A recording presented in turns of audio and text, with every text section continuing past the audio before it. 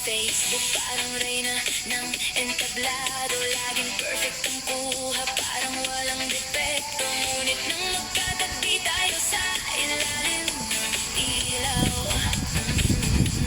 napaisip ako bigla, bakit iba ang tanaw?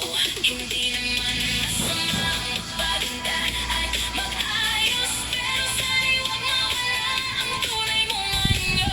Mas gusto ko pa rin ang simpleng hindi mong dala, isa sa limang filter na